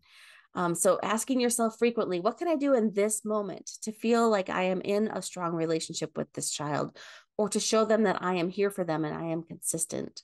So thinking about activities to help build that relationship include maintaining an unconditional positive regard, thinking positively about them no matter what. And I know sometimes with some of these kids, that is really hard because these kids are really trying hard to push you away because they are used to adults leaving them. So they might push really hard while you're trying to get into relationship with them. Stick with it. Hold on. You can probably get there. We can use organizing language such as, this is hard, but I will help you. Or in our home, we don't blank. We don't use scary words. We don't hit. We can say this, or we can use our words, or I won't let other people hurt you, so I can't let you hurt your sister. Thinking about in 2 more minutes, that will be time to stop playing so we can have dinner. With babies, even saying things like, I'm going to change your diaper now, or I'm going to wipe your nose. First, I'm going to lay you down, like give them the steps of what you're doing so that they can hear your words. They might not understand everything that you're saying, but they're going to understand the rhythm of your words. Like, oh, I'm going to change your diaper. Oh, we're going to sit here. And now I'm going to lay you down. Oh, we're going to undo those snaps on your shirt. Now we're going to pull those pants down. Like by doing all of that, they hear this rhythm and this regulation from you. It also is teaching them that you're going to let them know what's going to happen to their body and that you're not going to do something that they don't expect. All right, modeling regulation, ours and theirs, and teaching it. There are going to be times, probably many times, when your words are not going to work. And so you need to use your emotional and physical presence to show that you are safe and that you are there for them. So kids who are really upset, who are really tantruming or really angry, can't process our words in that moment. They need us to be a calm and organizing presence. So this might be by staying close, but maybe out of the kick zone, but letting them know, I'm here for you. When you're calm, we can talk about this. I am here, right? You are safe right now. So your body language is really important. Singing softly or holding or rocking or swaying, keeping your own deep breaths going so that they can see that from you. Those words will come later. It's better to debrief when everybody is calm. So some other tools for quieting that intense arousal. Aroused and aggressive children often assume that adults are their adversaries, even when we're not. So they might see you as a threat. They might see you as somebody out to get them because other people have been. So our task is to kind of to decelerate or de-escalate that arousal and to regain connection, right? When we can get that connection going again, we're more likely to be able to help them calm. Be quiet. Sometimes just not talking and just breathing slowly and intentionally can be the best thing you can do. Think about whether to use eye contact or not. Some kids need eye contact in order to feel seen. Others might scream, don't look at me, so don't.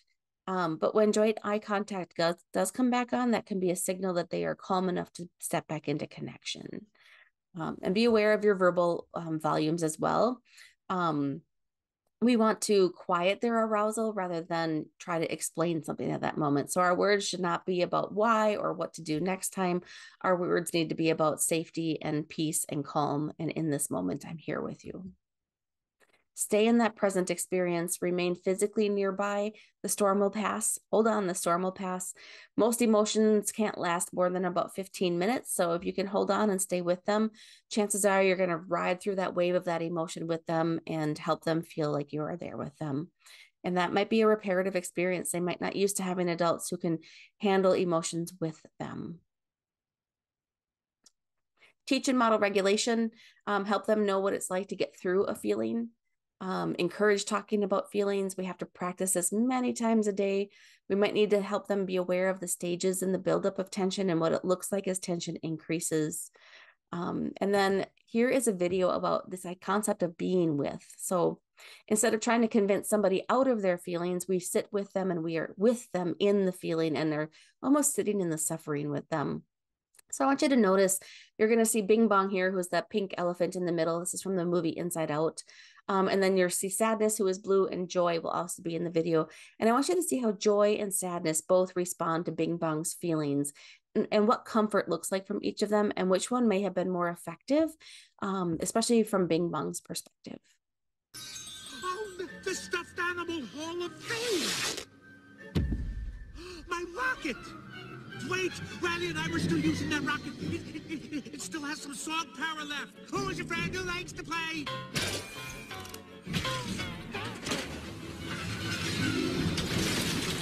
No! No, you can't take my rocket to the top. Riley and I are going to the moon.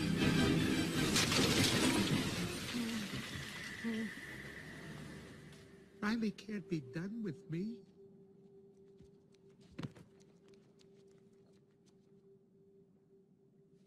Hey, it's gonna be okay.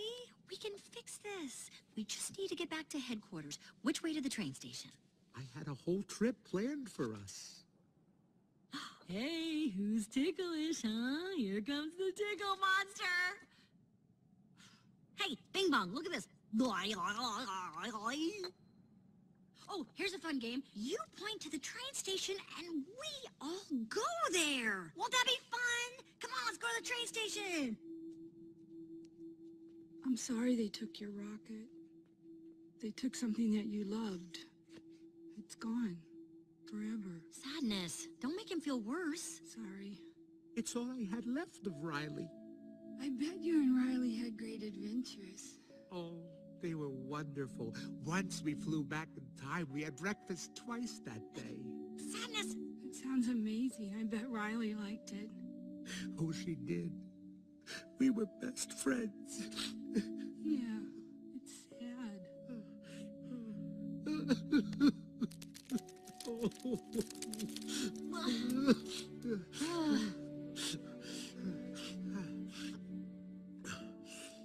I'm okay now.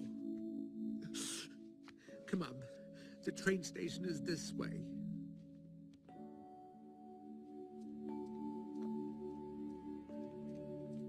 How did you do that? I don't know. He was sad, so I listened to what... Hey! There's the train!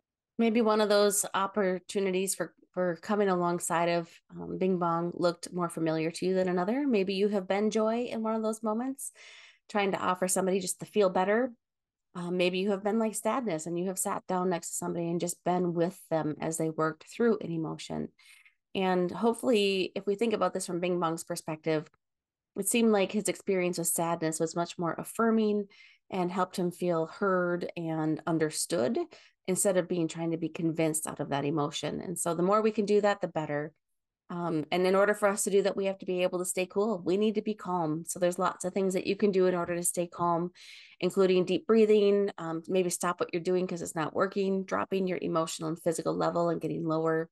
You might need to become an observer and think about like what's going on here in this situation, and then move into the relationship with the child. So another one of the handouts that you have that I wanted to highlight is this tips for caregiving. This will probably have captured many of the things that we've talked about in this training. So it's about a 4-page handout that you should have. And again, should give you some tools and resources for using that trauma-informed approach in your caregiving. All right, we're going to switch gears then. This is the last segment of our training. Around this idea of your own self-care and taking care of you. It just like this quote from Brene Brown says, it takes courage to say yes to rest and play in a culture where exhaustion is seen as a status symbol. How often have you seen it where it's like, oh, I'm so stressed? And it's almost as if it's said as like, shouldn't we all be? Or if you're not stressed, then what's wrong with you? And so really this idea about taking courage to rest and play in order to take care of yourself as a way of prioritizing what your needs are. Self-care and burnout happen. There's something called compassion fatigue, which is the emotional and physical exhaustion that results from taking care of people, in feeling less empathy and compassion for others. It can leave you feeling like you just don't even want to be compassionate anymore. Another word that we use sometimes is burnout, which is defined as the emotional and mental exhaustion that creates physiological or physical consequences and a sense of a loss of hope. Or secondary trauma, which is trauma that is not directly experienced from a traumatic event, but instead by hearing about it or knowing that somebody else has experienced it. It also can be a result of the stress from helping or wanting to help somebody who's been traumatized or suffering. So all of these words are describing kind of the what can happen if we're not taking care of ourselves as we're doing some of this hard caregiving.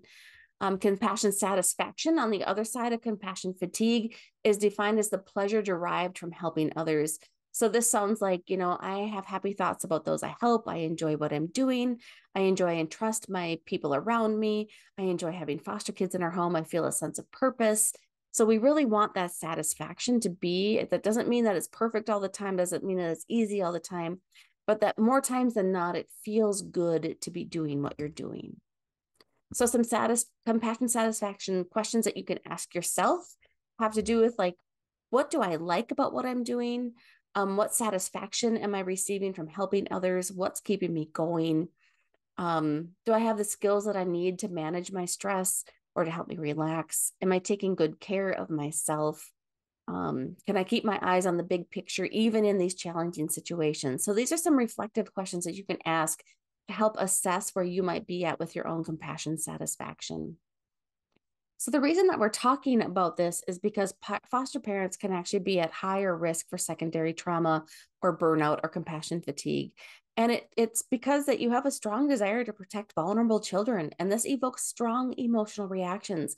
It's actually quite beautiful that it does, and is why we need to take care of ourselves.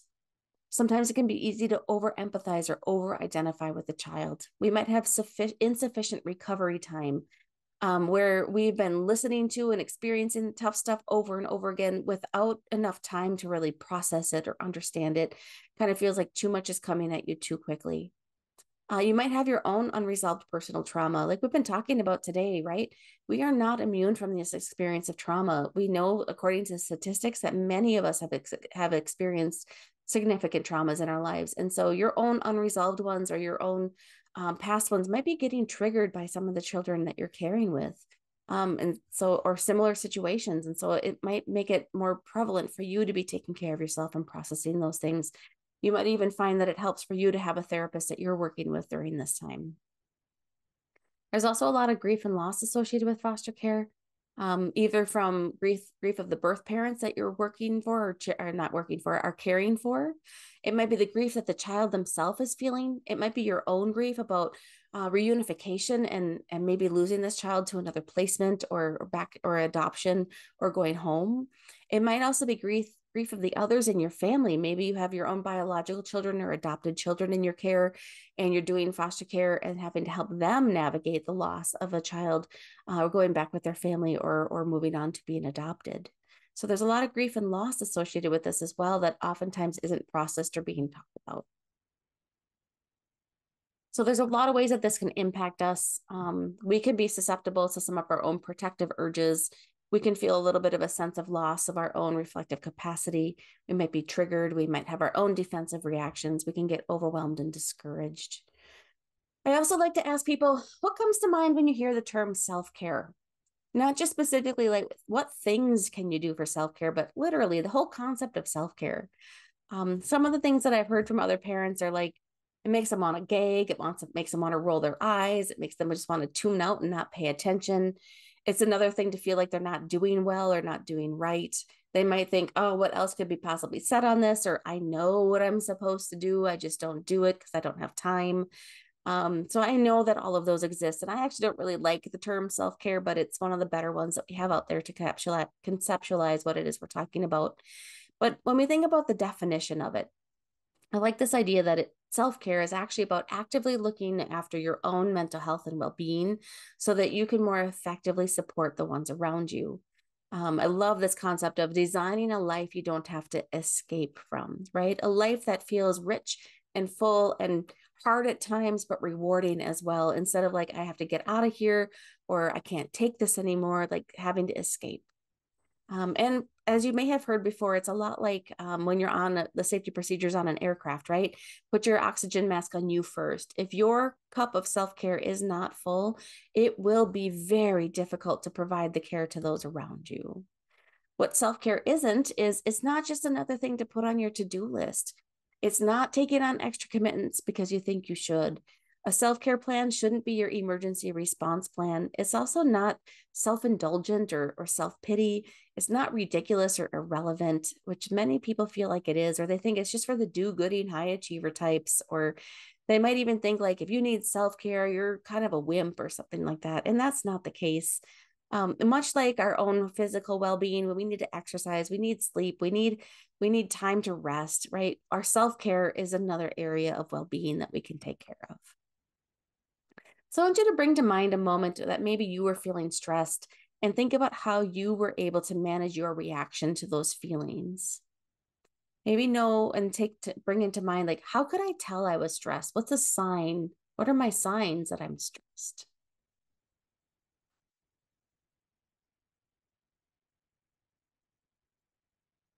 And thinking about too, like, what's one of the best things I can do for myself when I'm stressed?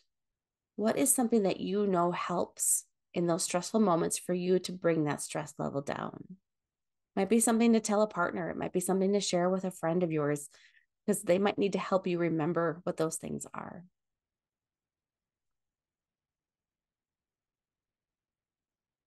So there's a lot of signs that your self-care might need some help. It might be that you're having a difficult time maintaining boundaries or feeling exhausted. You might be calling in sick or wanting to more often. You might have thoughts of leaving this work or leaving doing foster care. You might have difficulties with sleep or have a spinning mind or can't focus. Might be feeling some sense of anxiety or depression. And we can't neglect these warning signs. We can't neglect our own self-care. We are exposed to many emotions, many stressors, many traumas. And it can be difficult to balance all of these work, home, kids demands, the things that are going on. So we need to take care of ourselves. If we prolong and ignore our self-care, it can lead to other health and emotional concerns as well. So we don't want to do that. Another thing is by you showing that you can do self-care, it's also a way for you to model for the kids in your care that they can take care of themselves too. And that saying, I need some time to myself, or I need a quick break, or just give me a couple of minutes to settle down, can be really healthy modeling for them as well.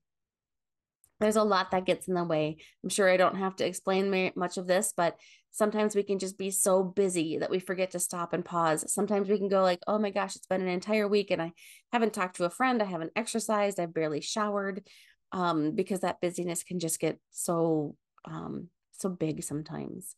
We also sometimes feel pressured to rush back into doing everything that we're used to doing. Sometimes we define ourselves based on what other people are thinking. Sometimes some perfectionism gets in there, or sometimes we even just don't even know what our own needs are. So we might have a hard time asking for help when we don't know what that is. So one of these quotes that comes along with this work is the expectation that we can be immersed in suffering and loss daily and not be touched by it is as unrealistic as expecting to be able to walk through water without getting wet. So you are going to be impacted by being a foster parent. And there are going to be times it is going to be very hard. And we need to address and name the difficult things that come along with this and work through it. Otherwise, you're going to be walking through the water expecting to not get wet and then be frustrated that all of your clothes are wet and soggy when you get through it. So self-care can also turn into self-sabotage. So if we use our coping tools as crutches, like, oh, I'm so tired, I'm just going to stay in bed all day, and it ends up being most days, or eating ice cream helps me feel better. So now I'm eating ice cream for breakfast, lunch, and dinner, and I'm not getting healthy food in. So our same things that can be helpful for us can become unhealthy for us as well. So make sure that you're just kind of finding that balance of what's the right amount that helps you feel good, but doesn't necessarily cause other problems in your life. So there's a self-care assessment that I put into your resources as well. And this is just you can go through and just circle the answers and score it up and see how it's doing. It might also just give you some ideas of different things that are actually considered self-care, like eating breakfast or laughing or spending time with a friend, right? So it might even give you some ideas of things that you might be able to boost up or do more frequently in order to take care of yourself a little bit better as well. So there are a couple of strategies that I'm going to share here just about preserving your sanity or things that you can do for self-care, keeping a sense of humor, finding something to laugh about every day. There's lots of mindfulness activities and there's lots of apps available now. A few of them that I recommend are called Insight Timer or Smiling Mind. There's also one called Calm or Headspace. And then one I just heard about this week that's called Breeze. So lots of opportunities out there for apps that might help you remember to do some of these things for your own self-care or check in on your own emotions. Paying attention to your own reactions, noticing like, how am I doing right now? And not just saying fine, but like, am I sad? Am I happy? Am I exhausted? Like, pay attention to yourself. Find ways to take care of yourself. I know it's often easier said than done, but get support from understanding, non-judgmental adults. You might need to find other caregivers who are doing this work as well. It might be helpful to be in a support group. There's lots of them online these days. It might be helpful to connect with people who understand the difficulty of what you're doing and aren't going to necessarily question you or judge you for doing it either. And sometimes as foster parents, sometimes you can have access to respite if the kids have qualified for that. And so think about using respite as a day or two to get off from what you're doing in order to replenish your own energy and feel like you can continue doing this. So take a moment just to write down what are some of those tools that you use to handle stress in your life. There's lots of out there, lots of good resources on different tools that you can use as well, but it's important to know what ones work for you. So my take-home message as we're coming to the end of our time together is that caring for foster children is different than caring for other children. Trauma has impacted them significantly. Understanding what trauma is and how it has impacted them is in itself a strategy. Even though if you don't know exactly what to do yet or how to do it differently, just understanding can be a huge gift that you can give them. Using that trauma lens to understand what has happened to kids and happened to families. It's not about changing the past. We can't change what has happened, but we can build coping strategies and promote their resilience going forward and promote the healing that can happen as a result of it. And never underestimate the power of a strong relationship. So please never underestimate the importance of how you are and what you do for children and their families in the everyday moments you spend with them. You are planting seeds that have the potential to change the world in ways that you may never see. I thank you for all that you are doing for the children in your care. A little bit of information about me in case you would like to reach out to me with any questions. Otherwise, I hope that you have had something that you can take away from this training together. And hopefully it's either a good reminder or something new, or maybe something that you're even curious to go learn more about. I wish you well.